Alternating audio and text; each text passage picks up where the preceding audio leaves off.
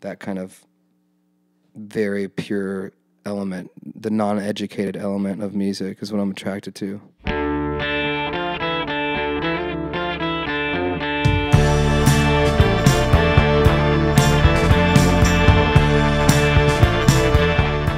Don't want to limit ourselves, but we don't go into making the record saying this is going to sound just like this.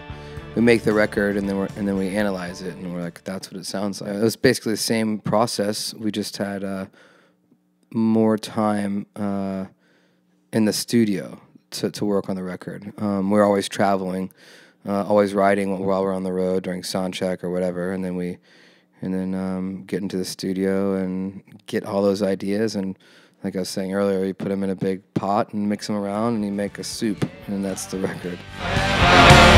Love me forever, love me forever, love me forever. Yeah, we always want to try new things. People think about, oh yeah, band, it must be really fun, and there's tons of fun and never play or always playing all the time. But truly there's a lot of work that goes into it. From as far as doing an interview like this, or I might get up at like 10 o'clock in the morning after staying up till 4 or 5 o'clock loading out or whatever we're doing, and then you have to get up really early and go to a radio station. And then you go to the next radio station and they do 2 interviews before the show, and then you do sound check, and you do an interview after the show. And somewhere you try to sneak off into a corner and get sleep for 30 minutes, and then you play the show and hopefully you're awake.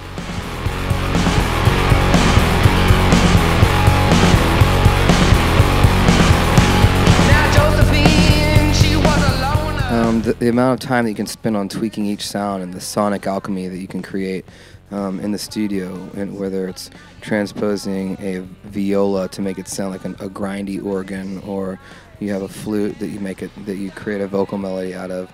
So it's a pure creative process. You have a lot more time to do the creative process in the studio. All of our instruments are there, and we go from organ to organ and try to find the best tone. And so it's about that's where the kind of the witchcraft comes in, whatever you want to call it. The sonic alchemy, kind of whenever you're putting all the, you're translating a guitar through a vocal melody, or you're mixing them both, or you're singing a vocal through an amp, or you put a microphone in a piano and